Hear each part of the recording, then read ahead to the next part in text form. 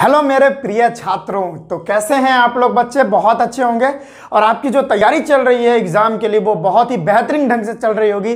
मेरा नाम है विजय तानन, जैसा कि आप मुझे जानते ही है, और ये आप ही का चैनल है एकलव्य वाटिका। तो आज के इस वीडियो में हम पढ़ने वाले हैं फंक्शनल ग्रुप के बारे में। कार्बन एंड इट्स कंपाउंड का ये सबसे लास्ट टॉपिक मैं आपके सामने ले आया हूं। आइए हम आज लास्ट टॉपिक पढ़ लेते हैं, कार्बन एंड इट्स कंपाउंड का। और इसके बाद जितना सारा टॉपिक है ना, सारा सीबीएसई जो है डिलीट कर दिया टर्म 2 के सिलेबस से। चलिए बच्चों, फंक्शनल ग्रुप हेडिंग लगा लीजिएगा, ठीक है। Functional group,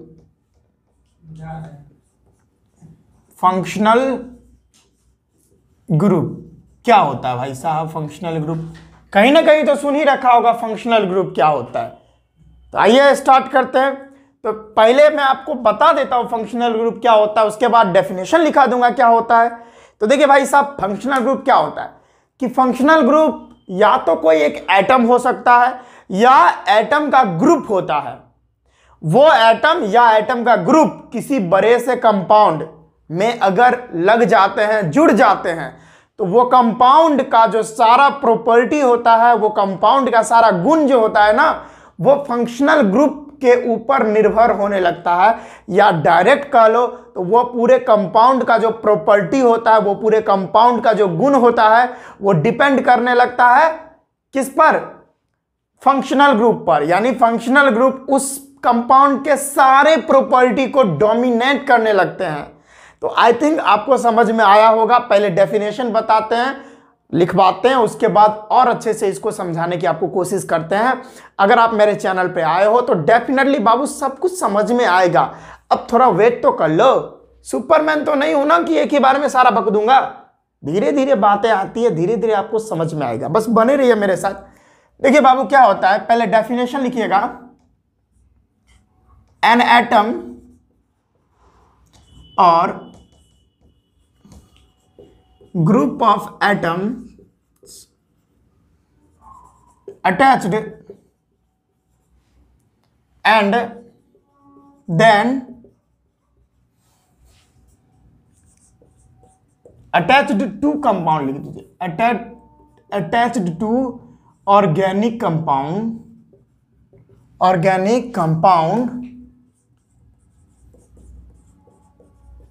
and decides its all properties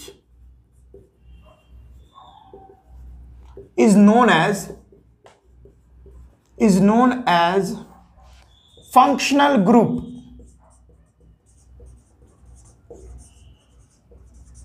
समझे भाई साहब मैंने क्या लिखा? मैंने लिखा कि एक एटम या ग्रुप ऑफ एटम अगर किसी ऑर्गेनिक कंपाउंड से जुड़ जाता है, उसके अंदर जुड़ जाता है, अटैच्ड हो जाता है, तब उस पूरे कंपाउंड का जो प्रॉपर्टी है वह कौन डिसाइड करता है? वो डिसाइड करने लगता है फंक्शनल ग्रुप।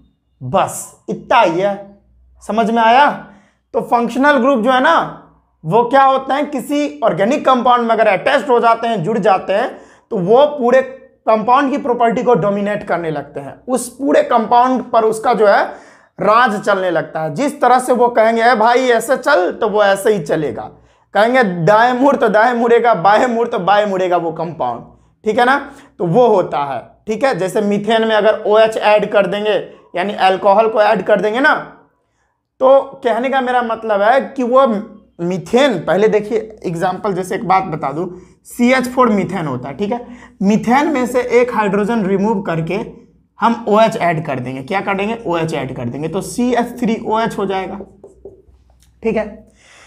तो मीथेन में से हमने एक हाइड्रोजन निकाला और OH अटैच कर दिए। तो अब देखिए ये मीथेन, अब ये जो है ना CH4, ये मीथेन रहा नहीं ना, अब ये मीथेन रहा नहीं,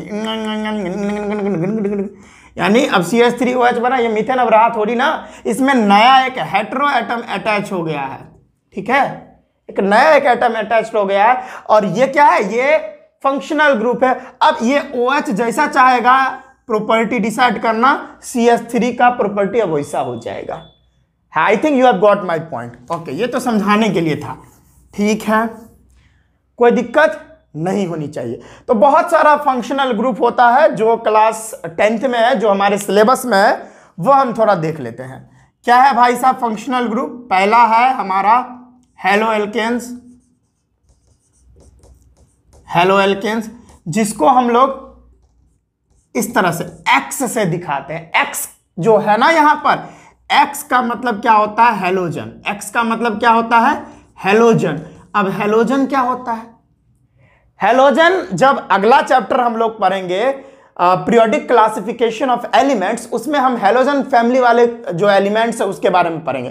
तो हेलोजन फैमिली में जो एलिमेंट्स आते हैं ना, वो कौन कौन है? वो क्लोरीन है, वो ब्रोमीन है, वो फ्लोरीन है, वो आयोडीन है। ये जितने भी एलिमेंट्स है ना, इसको हेलोजन बोला जाता है। ठीक है, तो ये बात होता है।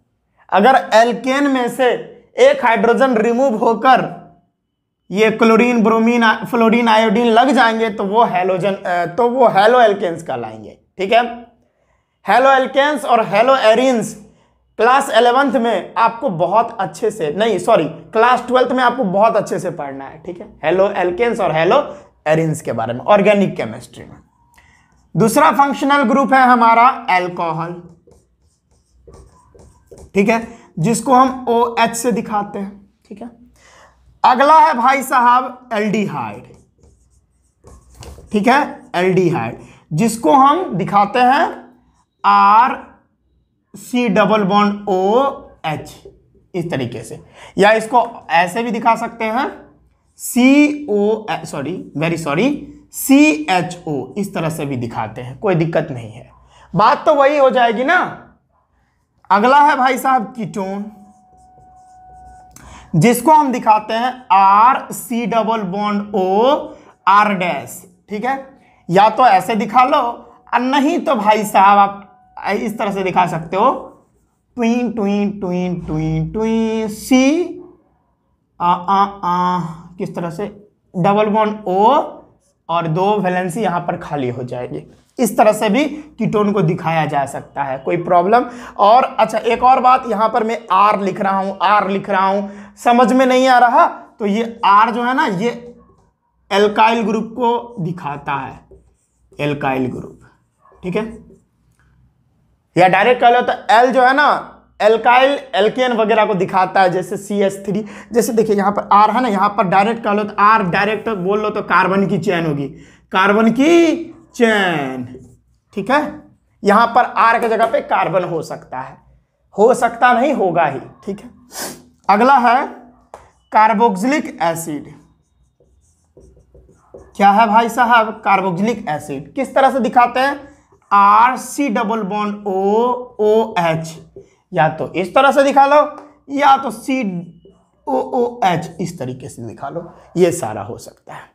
अगला है भाई साहब, ठीक है, अगला है ईथर हो जाता है ना, ईथर को दिखाते हैं हम ROR डैश से। ठीक है, वैसे तो हम लिखने का ये हमारे सिलेबस में है नहीं, ईथर हो गया, एस्टर हो गया फिर। ठीक है, एस्टर को जैसे देखिए यहां पे, ये भी फंक्शनल ग्रुप है एस्टर।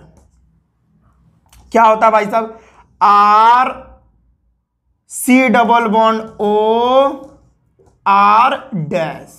ठीक है, तो ये सारा फंक्शनल ग्रुप होता है। अब फंक्शनल ग्रुप बताने का मैं बहुत बता सकता हूं, जैसे थायो अल्कोहल होता है। ठीक है, फिर हो गया हमारा एसिड का बहुत सारा डेरिवेटिव हो जाता है। ठीक है, तो वो सारा हमको नहीं पढ़ना, जैसे एसिड हेलाइड हो जाता है। ठीक है, एसिड एमाइड हो जाता है।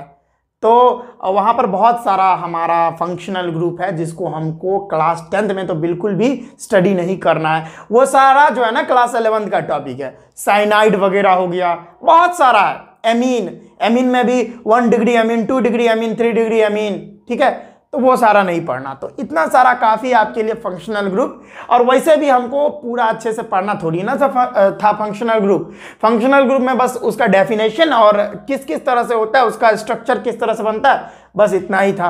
तो आप जल्दी से इसको नोट कर सकते हो बच्चों, जल्दी से।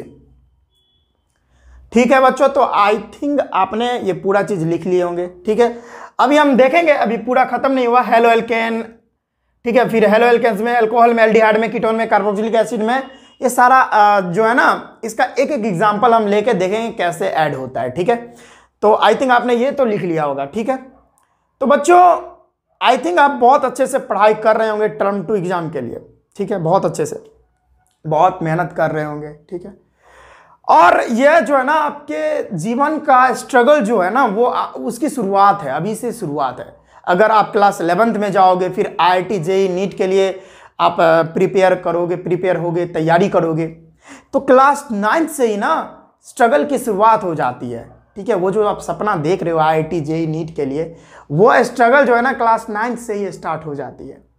तो इसी के लिए मैं कह रहा हूं कि अभी से अगर बेस आपका स्ट्रांग हो जाएगा ना, तो फिर वहाँ जो आपका ड्रीम है, जो आप पाना चाहते हो, वहाँ तक आप बहुत आसानी से पहुँच सकते हो।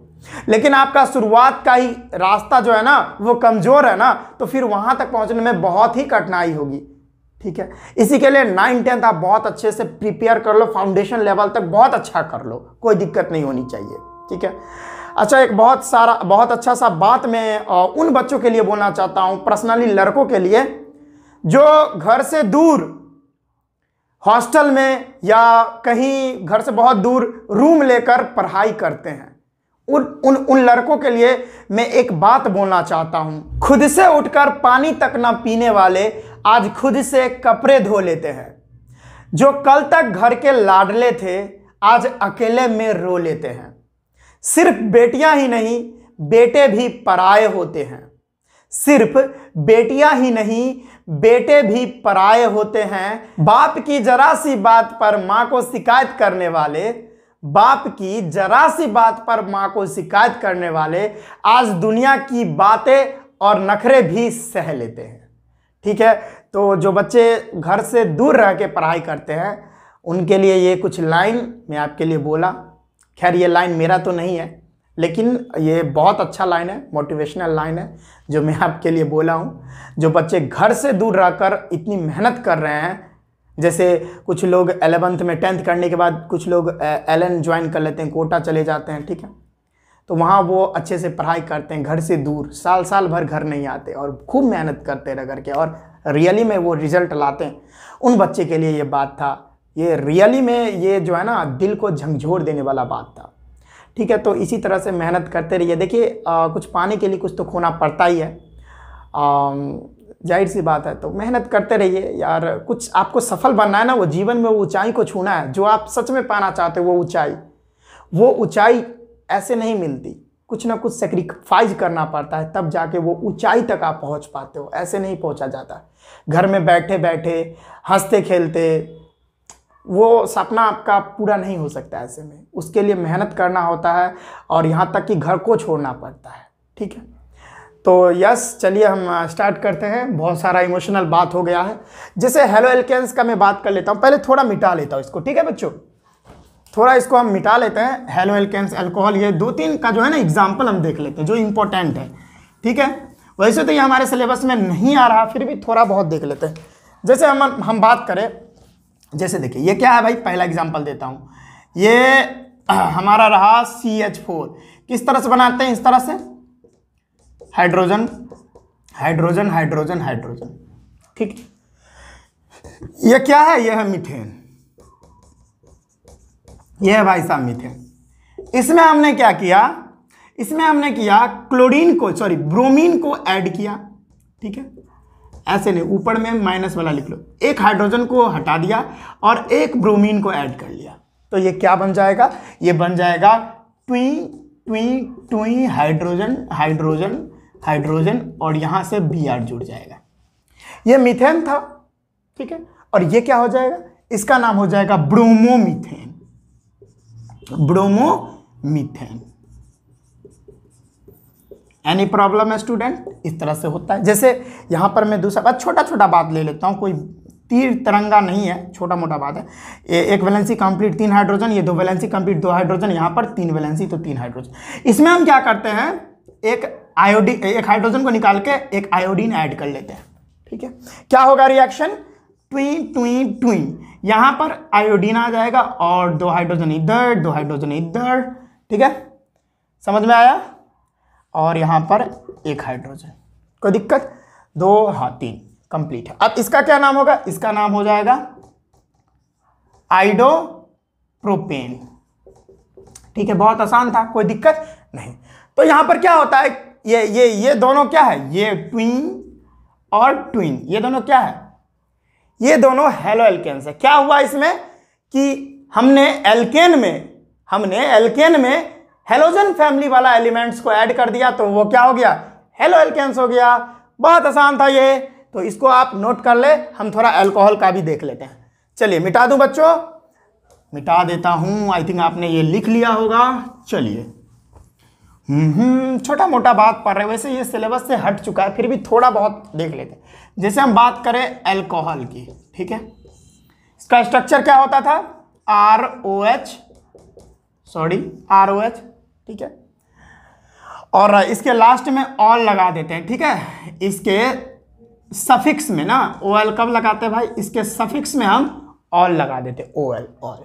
जैसे कैसे, तो जैसे देखिए ये इस तरीके से मीथेन है ना, मीथेन, ये मीथेन ही है, बार बार मैं लिख देता हूँ, ये मीथेन है।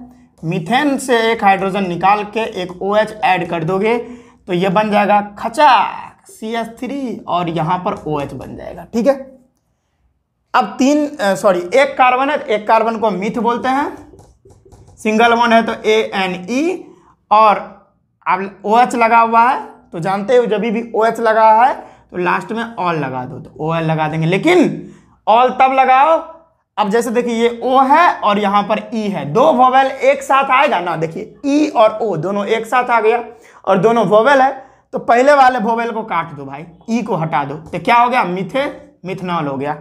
ठीक है, आ रहा है ना समझ में। और इसी पर एक और रिएक्शन होता है CH3 CH2, ठीक है, इसका क्या नाम है भाई साहब, बता दो आप, सॉरी CH3 और एक भाई मिनट रुक जाओ, CH3 क्या है ये है इथेन। ये क्या है, ये है इथेन। अब क्या करो भाई, इसमें से एक हाइड्रोजन निकाल के एक OH ऐड कर लो, बस वही बात हो जाएगी, हो जाएगा C2H5, ठीक है, और OH। इसको हम क्या बोलते हैं, आप देख लो भाई, दो कार्बन है, दो कार्बन को हम क्या लिखते हैं, इथ, सिंगल बॉन्ड है ना, यहाँ पर सिंगल बॉन्ड बना के बता देता हूं, दो कार्बन और 5 हाइड्रोजन है ना, तो इस तरह से मैं कलर कर लिया, हुई और यहाँ पर जाके OH ऐड हो जाएगा। और OH क्या है भाई, ये तो OH क्या है, बताओ OH क्या है, OH है फंक्शनल ग्रुप। अब ये पूरा कंपाउंड का जो है ना, ये पूरे कंपाउंड का प्रॉपर्टी अब किस पर निर्भर होगा, OH पर निर्भर होगा, क्योंकि ये पूरे कंपाउंड पर कब्जा कर लिया। अब जैसा ये चाहेगा वैसा ही ये पूरा कंपाउंड को करना पड़ेगा। ठीक है, इसकी फिजिकल और केमिकल प्रॉपर्टीज अब पूरी तरह से फंक्शनल ग्रुप पर डिपेंड हो गई है। जहां पर फंक्शनल ग्रुप होते हैं, जिस पॉइंट पर, जिस साइट पर, वहीं पर जाकर रिएक्शंस वगैरह होती है। ठीक है, ये क्लास 11th में आप अच्छे से पढ़ोगे ऑर्गेनिक केमिस्ट्री में। अब देखिए दो कार्बन है तो दो कार्बन को H पढ़ते हैं, कार्बन के बीच में सिंगल बॉन्ड है तो ANE ऐड कर लेंगे। ठीक है, और आप जानते हो अल्कोहल है तो OL लगाना पड़ेगा, और OL तो देखिए दो वोवेल एक साथ आया तो पहले वाला वोवेल E को काट देंगे, क्या नाम हो गया, इथेनॉल हो गया। ठीक है, तो इस तरह से अल्कोहल का होता है। उसी तरह से एल्डिहाइड का होता है, जैसे एल्डिहाइड का भी देख लो आप, क्या आप याद रखोगे कि सर बता दिए, चलो भाई बता ही देता हूँ। ठीक है, छोटा मोटा बात आपको आई थिंक अच्छे से समझ में आ रहा होगा। ठीक है, जैसे एल्डिहाइड है, ठीक है, स्ट्रक्चर क्या होता, RC⋅OH होता है, या इसको ऐसे भी लिखते हैं CHO। ठीक है, कैसे, तो देखिए पहला, अब इसका होमोलोगस सीरीज भी आपको समझ में आना चाहिए। ठीक है, इसका होमोलोगस सीरीज अगर आपको कहे तो आप लिख देना। ठीक है, इसका जो फॉर्मूला होता है उस हिसाब से। अब हम बात करते हैं, जैसे इसका एल्डिहाइड का जो फर्स्ट होमोलोगस सीरीज होता है वो HCHO होता है। ठीक है, समझ में आया, HCHO होता है। स्ट्रक्चर इस तरह से बनता है, C⋅O से OH और इधर H। ठीक है, C, 2 हाइड्रोजन 1 ऑक्सीजन, इस तरह से। ठीक है, इसको बोलते हैं फॉर्मल्डिहाइड। ठीक है, इसका कॉमन नेम है फॉर्मल्डिहाइड। वैसे अगर इसका IUPAC नेम करना चाहते हो तो इसमें हमको सफिक्स में ऐड करना पड़ेगा। सफिक्स में हमको ऐड करना पड़ता है क्या भाई साहब, हमको ऐड करना पड़ता है अल। ठीक है, अल में कल, तो अल याद ऐड करना पड़ता है। एक कार्बन है तो एक कार्बन के लिए मैथ, सिंगल बॉन्ड है तो ANE और लास्ट में AL ऐड कर दो तो AL। देखिए 2 वोवेल एक साथ आ गया तो पहले वाले वोवेल को हटा दीजिए, मीथेनल इसका नाम हो गया। कोई प्रॉब्लम नहीं होनी चाहिए आपको। अच्छा अब देखिए C से डायरेक्ट डबल बॉन्ड जुड़ा है तो इसको कार्बोनल ग्रुप बोलते हैं। क्या बोलते हैं, कार्बोनल ग्रुप। छोटा मोटा बात जो हमको याद आ रहा है वो आपको बताते चल रहा हूँ। अब अगला जो इसका जो फंक्शनल ग्रुप है इसका एल्डिहाइड का, उसका जो होमोलोगस सीरीज है वो नेक्स्ट फैमिली वाला, इसका सेकंड फैमिली मेंबर जो है एल्डिहाइड का वो है C। ठीक है, और यहाँ पर 3 हाइड्रोजन, यहाँ पर O और H, COH। ये है इसका कॉमन नेम जो होता है ना वो होता है एसीटल्डिहाइड। ठीक है, एसीटल्डिहाइड इसका कॉमन नेम होता है। अगर इसका IUPAC नाम खोजोगे तो इसका नाम हो जाएगा 1 2 2 कार्बन है तो H, सिंगल बॉन्ड है तो ANE और अल लगाते हैं सफिक्स में लास्ट में तो अल। अब देखिए EA आ रहा तो E को काटना पड़ेगा, इथेनल इसका नाम हो गया। तो इस तरह से एल्डिहाइड का सारा कुछ होता है, नेमिंग वेमिंग। ठीक है, अब हम थोड़ा बात कर लेते हैं कीटोन की। ठीक है, कीटोन भाई साहब, कीटोन। चलिए कीटोन, इसका स्ट्रक्चर क्या होता, RC double bond OR dash, या इसको एक तरह से और लिखते हैं C डबल बॉन्ड से ऑक्सीजन और यहाँ पर 2 खुला हुआ है अल्काइल ग्रुप है। इसी का अगर कर दो तो वही बात है, कोई दिक्कत नहीं है, इसमें दोनों सेम ही चीज है। इसमें हम सफिक्स में ऐड करते हैं, इसमें हम सफिक्स में ऐड करते हैं ऑन। ठीक है, ये 1 नहीं है, ये ऑन है। ठीक है, कीटोन को टेढ़ा लिख दिया, मैं सीधा लिख देता हूं। ठीक है, ये रहा कीटोन। जैसे फर्स्ट जो होता है इसका कीटोन का, वो जो है ना, इसमें एक लोचा है, वो ऐसे होता है, कार्बन कार्बन कार्बन। ठीक है, ये H3, ये H3। This is the first homologous series of ketone. Why, because यहां पर जो कार्बोनल ग्रुप होता है कीटोन में वो हमेशा मिडिल में रहना चाहिए। कीटोन में जो कार्बोनल ग्रुप होता है वो हमेशा मिडिल में रहना चाहिए। तो मिडिल में कैसे आएगा, जब 2 कार्बन होगा तो कैसे आएगा, 3 कार्बन होना चाहिए, 3 कार्बन होगा तब ना ये कार्बोनल ग्रुप मिडिल में आएगा। अगर 2 कार्बन रहे टुई तो कार्बोनल ग्रुप तो ये कॉर्नर में आ जाएगा। तो ऐसा तो पॉसिबल नहीं होगा, जब तक 3 कार्बन होगा नहीं तब तक जो है कार्बोनल ग्रुप आएगा ही नहीं मिडिल में। इसी के लिए फर्स्ट होमोलोगस सीरीज जो होता है कीटोन का वो ये यहां से स्टार्ट होता है, 3 कार्बन से स्टार्ट होता है। और इसका नाम क्या हो जाएगा, 3 कार्बन है तो मिथित प्रोप, सिंगल बॉन्ड है तो ANE और इसके लास्ट में ऑन ऐड करते हैं, ऑन कर देंगे। लेकिन E और O 2 एक साथ आ रहा है वोवेल तो पहले वाले वोवेल को हटा दीजिए, प्रोपेनॉन। दूसरा होमोलोगस सीरीज है, इस तरह से आप कर लो, कार्बन कार्बन कार्बन कार्बन, यहां पर ऐड कर लो 3, यहां पर 2, यहां पर 3। देखिए ये जो कार्बोनल ग्रुप है ना वो लास्ट में नहीं होगा। ठीक है, ये जो है ना, ये कार्बोनल ग्रुप जो आप देख रहे हैं ये हमेशा मिडिल में ही रहता है, वो कॉर्नर में जाता नहीं है। नॉन टर्मिनल फंक्शनल ग्रुप होता है कौन, ये हमारा कीटोन। ये टर्मिनल पोजीशन पर नहीं होता, ये लास्ट में नहीं होता, हमेशा मिडिल में ही होता है। नॉन टर्मिनल फंक्शनल ग्रुप है। नंबरिंग किधर से, तो इधर से 1 2 3 4। क्या नाम पड़ेगा, 4 कार्बन है तो प्रोप, सिंगल बॉन्ड है तो ANE और सेकेंड नंबर पर ऑन है। और देखिए O और E एक साथ आ रहा तो E को काट देंगे। अच्छा ये 4 कार्बन है तो ब्यूट हो जाएगा, very sorry, butane two non. तो आई थिंक ये कीटोन भी आपको समझ में आ गया होगा अच्छे से, तो जल्दी से आप लिख सकते हैं इसको। ठीक है बच्चों, तो आपने इसको नोट कर लिए होंगे। तो हम जो है थोड़ा सा एक और बात बता देते हैं कार्बोक्सिलिक एसिड के बारे में, और वो ये उसके बाद हमारा जो टॉपिक है ना वो कवर हो जाएगा, वो जो है कंप्लीट हो जाएगा। लास्ट है हमारा carboxylic acid. Carboxylic acid carboxylic acid. कैसे इसका स्ट्रक्चर होता है भाई? इसका स्ट्रक्चर है RC डबल बॉन्ड OH, ठीक है, या इसको COOH भी लिखते हैं, कोई बात नहीं। इसके सफिक्स में हम लोग ओइक एसिड ऐड करते हैं, ठीक है, oic acid as a suffix, ठीक है। पहला होमोलॉगस सीरीज होता है क्या? C double bond OH, 3 valency complete, ये एक हाइड्रोजन, 1 2 3 4 वैलेंसी। पहला फंक्शनल ग्रुप यही है, COO, वेरी सॉरी, सही है क्या? C डबल बॉन्ड O और H, तो ये वैलेंसी हो गई 1 2 3 4, एकदम सही है, ठीक है। अब भाई साहब आपको याद रखना है कि इसका नाम क्या होगा। देखिए एक ही कार्बन है तो एक कार्बन के लिए मिथ, सिंगल बॉन्ड है तो ANE, और सफिक्स में हम ओइक एसिड लगाते हैं तो ओइक एसिड। अब ई को काटना पड़ेगा, 2 वोवेल एक साथ आ रहा है तो इसका नाम मिथेनोइक एसिड हो गया, ठीक है। दूसरा हो जाएगा 2 कार्बन इस तरह से, 3 हाइड्रोजन इधर और यहां पर OOH। याद रखिए ये जो कार्बोक्सिलिक एसिड होता है ये हमेशा लास्ट में लगता है, ये टर्मिनल फंक्शनल ग्रुप है जो हमेशा टर्मिनल पोजीशन पर मिलेगा, सबसे लास्ट में ही मिलेगा आपको, ठीक है। इसका नाम क्या हो जाएगा? इसका नाम 1 2, इसका नाम हो जाएगा इथ, सिंगल बॉन्ड है तो ANE, और फर्स्ट नंबर पर ओइक एसिड।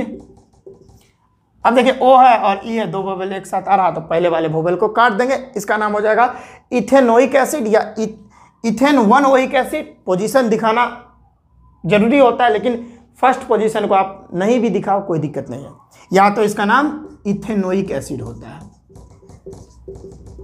इसका एक कॉमन नाम भी होता है जिसका नाम है एसिटिक एसिड, बहुत फेमस है, ठीक है ना, पढ़े होंगे। कैसे लिखते थे इसका फार्मूला? CH3COOH, याद आ गया। एसिड बेसन सॉल्ट में आप पढ़े होंगे एसिटिक एसिड के बारे में, तो इसका जो IUPAC नाम है वो इथानोइक एसिड होता है। तो कार्बोक्सिलिक एसिड भी समझ में आया, बस इतना ही जानना था, वैसे भी ये जानना भी नहीं था, हमारे टर्म 2 के सिलेबस से रिमूव कर दिया गया है, ठीक है। तो आई थिंक आपको आज का लेक्चर बहुत अच्छे से समझ में आया होगा। अगर आप चाहो तो इसका स्क्रीनशॉट कर सकते हो। चलिए आपने कर लिया होगा, तो हम मिलते हैं नेक्स्ट वीडियो में। हमारा जो कार्बन एंड इट्स कंपाउंड जो चैप्टर है वो कंप्लीट हो गया है पूरी तरीके से, पूरी अच्छे से। अगर आपको कोई भी डाउट है इस चैप्टर में तो आप कमेंट सेक्शन में पूछ सकते हो, जो भी डाउट है आपका वो पूछ सकते हो, हम सभी कमेंट का रिप्लाई जरूर करेंगे, ठीक है। और हमारा नेक्स्ट चैप्टर हम लेके आ रहे हैं आपको नेक्स्ट वीडियो में, periodic classification of elements. Next chapter है, ये भी टर्म 2 में आ रहा है और वो पूरा आ रहा है, इसमें कोई भी डिडक्शन डिटेक्शन डिलीट वगैरह कुछ नहीं किया गया CBSE के द्वारा। टर्म 2 में जो आ रहा है चैप्टर वो है क्या? Periodic classification of elements. वहां हम उसको उड़ाएंगे, तोड़ेंगे, मरोड़ेंगे, सब कुछ करेंगे, ठीक है, और हर एक कॉन्सेप्ट को देखेंगे। तो आज के इस वीडियो में बस इतना ही। जितना भी लेक्चर्स हो चुका है इस वीडियो का वो आपको डिस्क्रिप्शन में मिल जाएगा, नहीं तो आई बटन है ना, यहाँ पर आई बटन पर टैप कीजिए, वहां पर हर एक वीडियो सिस्टमैटिक ढंग से बनी हुई है। पहला लेक्चर, दूसरा लेक्चर, तीसरा, चौथा, पांचवा, छठा, 10 11 लेक्चर बना हुआ है ये चैप्टर का, जिसमें हम सिर्फ टर्म 2 के हिसाब से ये चैप्टर पढ़ाए हैं बहुत अच्छे से, आपको बहुत अच्छे से समझ में आए, एक बार देखिए जरूर, ठीक है। तो सिस्टम से बना हुआ है, सिस्टमैटिक ढंग से, वहां पर जाइए और पार्ट 1 से जाके देखिए, सारा वीडियो आपको बहुत अच्छे से समझ में आएगा। तो बच्चों आज के इस वीडियो में बस इतना ही रखते हैं, हम मिलते हैं नेक्स्ट वीडियो में periodic classification of elements new chapter के साथ। तब तक के लिए टाटा बाय और मजा कीजिए जाके।